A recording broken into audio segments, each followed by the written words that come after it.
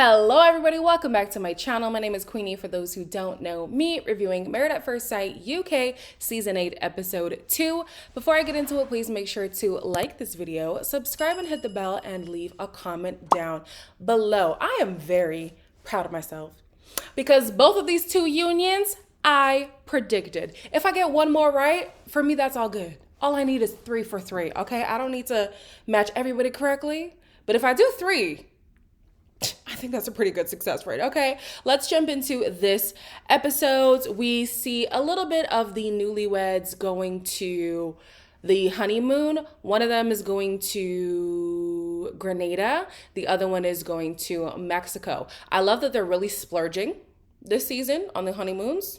Awesome. Now, the other people who are now in the experiment, we have Roz and Thomas. Roz is a exuberant farm girl, and Thomas is a posh countryman. My family describe me as beautiful, talented. I don't know, they'd probably be like nutty. Maybe I lack in confidence, but I hide it with like being over chatty, do you know what I mean? My last relationship lasted 4 years. He didn't want this. That's what he said. He was sat here and he said, I don't want this. Call me a posho, bit of a snob, and you lift your nose at people, which is obviously not the case. I think at one point we had 3 security guards, 2 maids, 2 drivers at one point. My ex wasn't entirely the nicest to me. She was telling me at one point I was too short, too skinny, and I'm too weird. Roz says that her humor is a way of coping with how awkward she can be. So she might be one of those people who laughs in uncomfortable circumstances. We could just expect that to be shown in the future. And then with Thomas, listen, people can be cruel, but Thomas's ex-girlfriend, that's wicked. To me, that is wicked. Basically, I'm going to say she was emotionally abusive. She would constantly make digs at his appearance or whatever else about him, which would make him feel very low when it comes to his self-esteem. She told him he needs a nose job and he needs to get rid of his hair and all these kind of stuff that are just natural. Like, what is he supposed to do? Like, I don't know. I guess the hair thing, you could get laser, you could get whatever, but you see me. And instead of accepting me as I am, we're literally in a relationship. You're going to take a picture of me and tell me that I need to get a nose job? You're insane. I'm surprised he allowed her to leave him. You should have left her. But yeah, these two have some self-esteem issues. His stems from the ex, obviously. So he's been single for 3 years and just is scared of dating. She is just naturally awkward. I don't know if she has some self-esteem issues, but she's talked about the awkwardness. So we'll see how that goes. As they are preparing for the wedding, I understand that for some people, self-deprecating jokes is just like, oh, whatever, it's not a big deal, right? But you gotta believe in yourself even a little bit. Hopefully he don't think I'm too crazy. What's not to like, Roz? You've got to say that, your mum. She actually needs to like me first, which is unlikely, but we'll move on. Don't put yourself down, buddy. She can see me and go, no, okay, I'm gone, off ski. Let's not think about that, Yeah. I was just like, you gotta believe in your sauce even just a little bit. I'm here for the realism, but it was getting a little bit too real with these two, okay? Speaking of real, that tractor was real. Oh, it's a tractor. Meet the Fockers. Oh. I was thinking Bentley or Rolls Royce. Was I wrong? I know she's a farm girl, but I was like, really? Yes. Let me not judge. It is her wedding day. She could do what she wants to do, okay? At the ceremony, it is very, very, very evident that Roz is not feeling this man. She seems so lovely, and I'm just so excited to get to know her. She.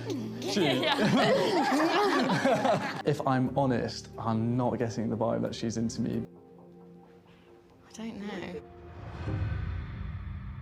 You will notice that I don't typically talk about people's physical characteristics. So if you are thinking the same way that I'm thinking, please be respectful in the comments. I was thinking that the attraction issue was going to be reversed.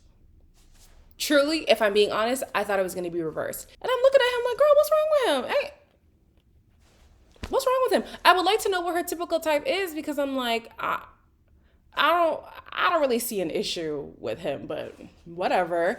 As the evening goes on, they're now taking their photos, and she is making the situation very uncomfortable. He's a bit tense. It's making me feel like a bit awkward around him. Thank you, mate. Ow, my face. Oh, sorry. Right, okay. Okay. This is Okay. so terrible. You're good, you're good. Okay, like that. That's it, and just maybe a little Sure. kiss. Okay, I feel like I'm like stressed. I'm not sure whether she's not keen on me or she's just nervous, because the whole situation is very, very nerve-wracking. What blows my mind about Roz is that she believes that Thomas is the one making it awkward. And is he awkward? Yes, but he's awkward because she's awkward. That is my belief.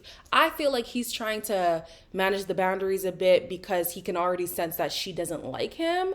And so why are you going to try to put an effort with somebody who you can tell isn't really feeling you? That's what I would think. There are two Aqua Tacos to begin with, but she's definitely not making it any better. As the reception comes around, I'm like, oh my God, like, is she even trying? It's the same way that I felt about Laura in the first episode. Instead of just inquiring more about this person so that your preconceived notions of them can be put to rest, she's just gonna be like, oh yeah, don't like it. It's probably not gonna go anywhere, until other people now share this sob story, and then she comes around. I'm always the one that like they have to do like the first move. I think if he doesn't go forward, then I won't.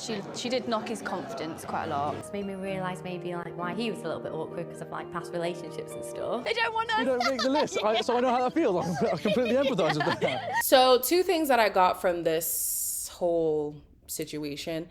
Definitely there is some anxiety within Roz that she's projecting onto Thomas. I feel like she could rectify the situation by just letting him know that she's anxious, instead of him catching a vibe and misreading what this connection is.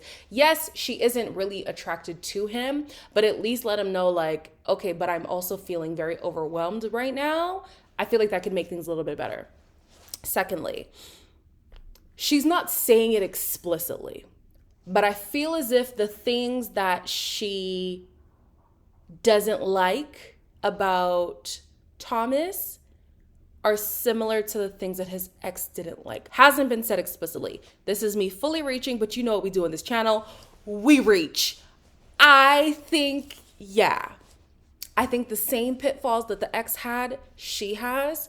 And now, especially after hearing it, she probably doesn't want to say that those are the reasons why she doesn't find him attractive. But anyways, moving on to the next couple.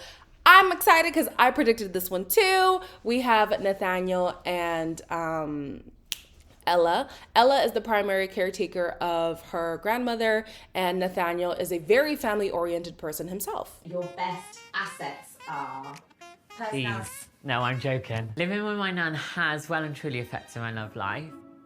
You know, bit of a cock block. If you had to sum up your relationship journey in one word, what would it be? Rejected is probably the word that comes to mind. They've rejected me based on the whole trans issue. So I'd say my sexuality is fluid. I identify as pansexual. Being a godfather to all my friends' children is incredible. I lost my mum at a very young age, and my dad wasn't around. For many years, I've always said that I wanted children. I know that I'm going to be a sick dad.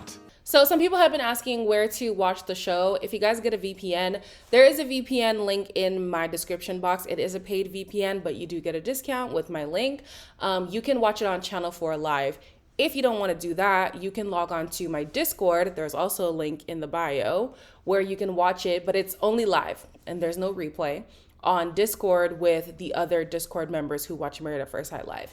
I bring that up because one person brought it to the attention of the group that they haven't really dove too much into Ella's personality. We know she's a very outgoing person. We know that a lot of her journey is the transition that she's gone through. But even now I'm looking at my notes and I'm like, you know what? I don't have a lot of personality traits when it comes to Ella. So like I said in the first impressions, I was wondering if the experts were going to let Ella's partner know that she is transgender? The answer to that is yes. They have told Nathaniel before he had even met her, so it isn't a concern that should be there. However, Ella's unaware that he already knows. We'll tackle that later on. Ella's starting to feel very overwhelmed because it's like, I've never seen this for myself being married, let alone being a transgendered married person. But honestly, all her worries had to be thrown out the window because as soon as she saw Nathaniel, the vibes were immaculate. Oh, thank God you're sexy. How's it going? You look absolutely stunning. So do you. So tall, amazing teeth. Oh God, he is so fit. You may share your first kiss or peck on the cheek. What would you like? The attraction was immediate for both of them, which is great. We always want a good start. Listen, even if everything goes to pits later on, at least have the wedding day be good. That is always my fear when people have a bad wedding day. I'm like, well, there's nowhere to go from here. But at least like if there was once attraction, you can always think back to, okay, but we had a good wedding day. Maybe we can reignite what was there on that day. So these people have a good starting point. As the day was going on, they're definitely very touchy-feely and stuff like that. And then Ella's, thinking, how am I going to tell him that I'm transgender? And she just comes right out and says it. Trans. I identify as trans. So everything underneath his dress, it matches the inside. So It's all about how someone makes me feel. okay. You don't give a shit. No. Quite shocked because this is not what I'm used to. As I also predicted, Nathaniel is pansexual. That wasn't expressed in the first episode, but he did say like he has dated both men and women. So I assumed it's either pan or bi. He confirmed that he is pan. So yeah, now that we got that out of the way, I do now wonder, are these two compatible outside of them being family people? They do both have outgoing personalities, but we just had a lot more material to work with the other couples so far. With these two, I'm just like, oh, yeah, we really harped on that one thing for so long that now that we've got it out the way, what else can we dive into when it comes to these two? But anyways, Ella's grandmother is a big part of her life, and so she wanted to make sure she got grandmother's approval. This is Valerie. Hello, I call Valerie. her Nanny Val. Hello. This is my husband. Is it real? Yes, Nan. We're married now. This is real. We've done it. Don't be stealing my husband from me, Nan. I'm not going to promise that. He's sexy, isn't he? Oh, yeah. Yeah. It was so funny watching her grandmother on the video call because that's literally how I talk to my mom on the freaking phone. Ma'am, let me see your face. What is happening? But anyways, grandma approves, which is great for Ella. It basically strengthens their bond as if they weren't, getting on like a house on fire. Anyways, I want to talk about this preview, okay? It looks like Jay and, what was his name now? That wasn't Arthur. That was the other guy, Luke. It seems like Jay and Luke, they're going to be like the front runners for the season. Great for them, especially with their whole history. It's good that they're going to get along, right? Everybody else, it's in the pits. Everybody else, it's in the pits. It seems as if for Roz and Thomas, maybe things are going to flip. And I'm not sure if it's because he was just putting up a front at the wedding day or what, but it seems like it's going to be Roz who's now asking for affection from him, and he's the one who's holding back rather than the other way around. And then with Nathaniel and Ella, what is Ella lying about? We don't even know much about her to even know what she could be lying about. And Nathaniel had a really big reaction about, shout out to Nathaniel, he was in my comments the other day. Hey, he had a really big reaction, and I'm like, what is going on? So yeah, not to diminish Ella's story, but I would hope that we get into more than just the fact that she is transgendered. I feel like we've established that. She's been accepted by her partner. Let's get into who she is as a person, because I need to know what the hell is going on. Okay. As always, please make sure to like, comment, share, and subscribe, and I'll see you in the next one.